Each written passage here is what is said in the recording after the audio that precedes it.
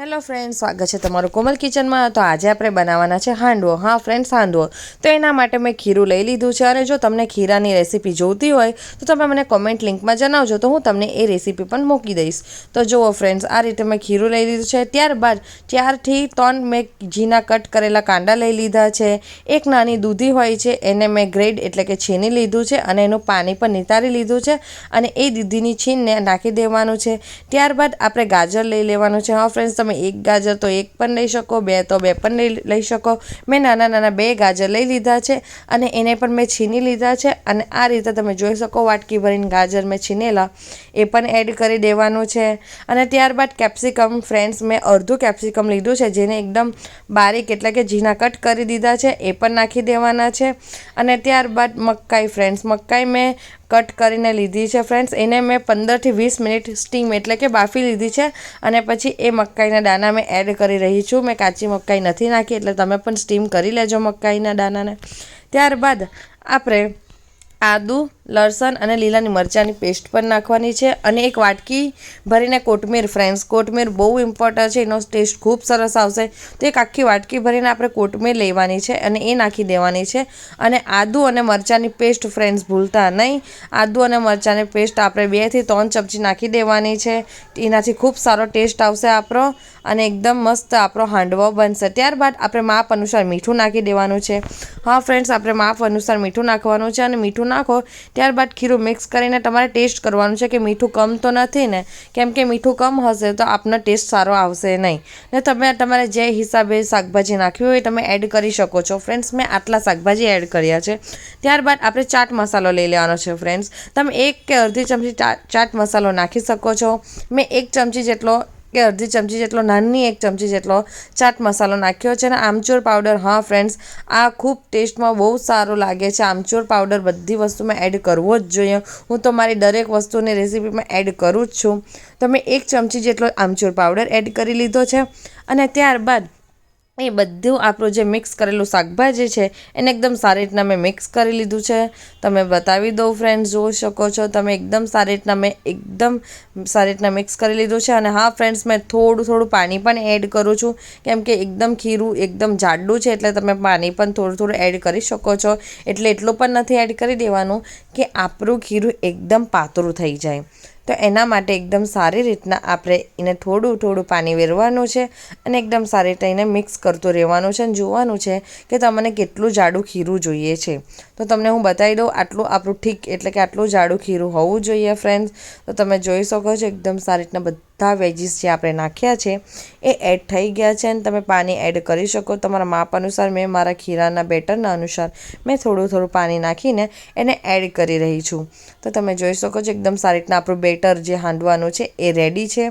અને તમે બનાવવાના હોય ત્યારે એના એક અલગ વાટકામ કરવાનું છે। ત્યારબાદ આપણે સૂકા મસાલા નાખી દેવાના છે, જેમ કે 1 ચમચી જેટલું આપણે ધાણા જીરું પાવડર નાખી દેવાનું છે, અડધી ચમચી જેટલું આપણે હળદર નાખી દેવાની છે અને અડધી ચમચી જેટલું આપણે લાલ મરચું એડ કરી દેવાનું છે ફ્રેન્ડ્સ। હા, સૂકા મસાલામાં લાલ મરચું મેં થોડુંક જ એડ કર્યું છે, કારણ કે આપણે લીલા મરચાંની પેસ્ટ નાખી જ છે અને મેં લવિંગિયા મરચાંની જ પેસ્ટ લીધી છે, તમે ચાહો તો કોઈ પણ લઈ શકો છો। અને આ રીતે સૂકા મસાલા નાખીને આપણે આ રીતે એકદમ સારી રીતના આપણે એ મિક્સ કરી લેવાનું છે। અને હા ફ્રેન્ડ્સ, જ્યારે આપણે બનાવવાના હોય હાંડવો ત્યારે એક અલગ વાટકો કે તપેલીમાં આપણે આ રીતે બેટર કાઢી લેવાનું છે। તમે જોઈ શકો છો મેં અલગ કાઢી લીધું છે। ત્યારબાદ એમાં આપણે ખાંડ એટલે કે સાકરનો પાવડર કે ખાંડનો પાવડર હોય એ 1 કે 2 ચમચી નાખી દેવાનો છે। હા ફ્રેન્ડ્સ, ખૂબ સરસ લાગશે, તમે એકવાર ટ્રાય કરજો। હા, જો કોઈને ન ભાવતો હોય તો નહીં નાખતા, તમારા ફેમિલીમાં શું છે શું નહીં એ રીતે। અને પણ એકવાર થોડી અડધી ચમચી તમે નાખશો તો પણ એનો ટેસ્ટ ખૂબ સરસ આવશે। તો મેં 1 થી 2 ચમચી જેટલો સાકર એટલે કે ખાંડનો પાવડર લઈ લીધો છે અને એને એકદમ સારી રીતના મિક્સ કરી લીધું છે।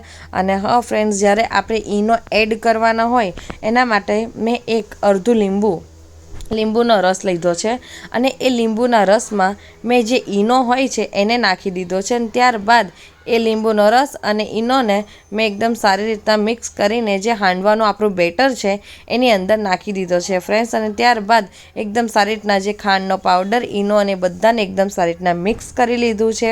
તમે જોઈ શકો છો એકદમ સારી રીતના આપણે એને મિક્સ કરી લેવાનું છે, હલાવીને એકદમ બરાબર।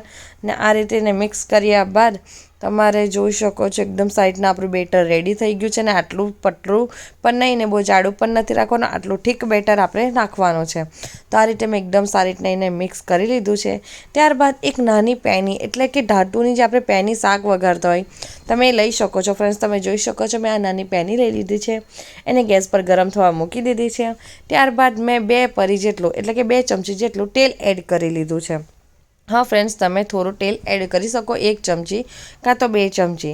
ત્યારબાદ આપણું તેલ ગરમ થાય તો આપણે જીરું, રાઈ અને તલ નાખી દેવાનું છે. હા ફ્રેન્ડ્સ, મેં પહેલાં રાઈ નાખી દીધી છે કેમ કે રાઈ તતરી જાય.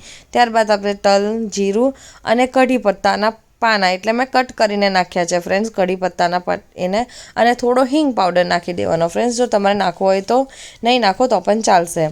તો તમે જોઈ શકો છો મેં કઢી પત્તાના પાનાને પણ એકદમ કટ કરીને નાખી દીધા છે. અને ત્યારબાદ મેં અડધી ચમચી તલ નાખી દીધા છે. તલ નાખ્યા બાદ જે રીતે તતરી જાય ત્યારે આપણે 2 ચમચો એટલે જે દાળનો ચમચો હોય છે એ 2 થી 3 ચમચો ભરીને આપણે જે હોય છે એ નાખી દેવાનું છે. તમે જોઈ શકો છો એકદમ સારી રીતના તેલ આજુબાજુ આવી ગયું છે. હા ફ્રેન્ડ્સ, તમે આ રીતે નાખવાનું છે. ત્યારબાદ આપણે કંઈ હલાવવાનું કંઈ જ નથી.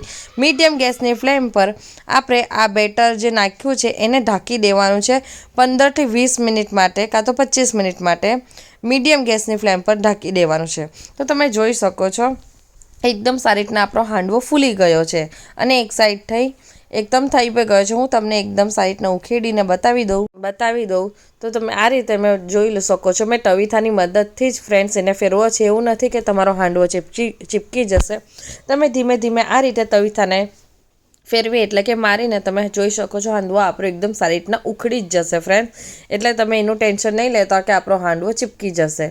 તો તમે જોઈ શકો છો એક સાઈડથી આપણો હાંડવો એકદમ સારી રીતના શેકાઈ ગયો છે. અને હા ફ્રેન્ડ્સ, આપનો હાંડવો ક્યારે ચીપકે? જ્યારે એ કાચો હોય અને તમે ઉખેડવા જશો તો એ હાંડવો આપણો ચીપકી જશે મતલબ કે.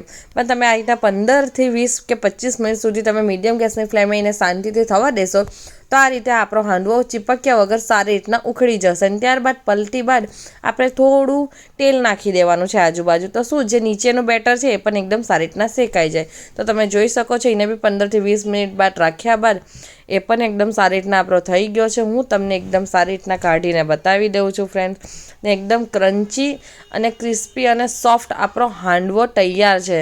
અને આપણે 1 થી 2 મિનિટ માટે આ રીતે એને શેકી લેવાનો છે કઢાઈમાં, થોડો ફાસ્ટ ગેસ કરીને. તમને હું લાઇટમાં એનું રિઝલ્ટ બતાવી દઉં ફ્રેન્ડ. તમે જોઈ શકો છો હાંડવો આપણો કેટલો ખૂબ સરસ દેખાય છે અને એકદમ સારી રીતના થઈ ગયો છે ફ્રેન્ડ્સ. અને ક્રન્ચી આપણો હાંડવો છે અને અંદરથી સોફ્ટ. તો તમે જોઈ શકો છો આપણો હાંડવો એકદમ સારી રીતના શેકાઈ ગયો છે આગળ પાછળ. તો આપણે એને પ્લેટમાં પછી આ રીતે કાઢી લેવાનો છે ફ્રેન્ડ્સ. તો તમે જોઈ શકો છો મેં તમને એકદમ સારી રીતના રિઝલ્ટ બતાવી દઉં છું ટવીટો મૂકીને. તો આ રીતે આપણે હાંડવો બનીને રેડી છે ફ્રેન્ડ્સ. ને ફ્રેન્ડ્સ, તમને આ મારી રેસીપી કેવી લાગી એ તમે મને જરૂરથી કોમેન્ટ કરી જણાવજો. અને મારા વિડીયોને લાઇક, શેર અને કોમેન્ટ કરવાનું ભૂલતા નહીં. અને મારી ચેનલને સબસ્ક્રાઈબ કરવાનું ભૂલતા નહીં ફ્રેન્ડ્સ. આવી નવી રેસીપી જોવા માટે તમે મારી ચેનલ સબસ્ક્રાઈબ કરજો. અને તમે જોઈ શકો છો હાંડવો એકદમ ખૂબ સરસ રીતે આપણો બનીને તૈયાર છે. તમે જોઈ શકો અંદરથી એકદમ સોફ્ટ છે આપણો હાંડવો અને બહારથી ક્રન્ચી છે. તો તમે શું કહેશો? તમને આ રેસીપી કેવી લાગી મને જરૂરથી કોમેન્ટ કરીને જણાવજો. અને તમારા ઘરમાં એકવાર જરૂરથી આ હાંડવાની રેસીપી મેં જે રીતે બનાવી છે એ રીતે ટ્રાય કરજો. તમારા બચ્ચાઓથી લઈને મતલબ ફેમિલીમાં મમ્મી પપ્પાને ખૂબ સારી રીતના ભાવશે ફ્રેન્ડ્સ. મને તો બહુ ભાવેલો. તો મળશું બીજા વિડીયોમાં. ત્યાં સુધી બાય.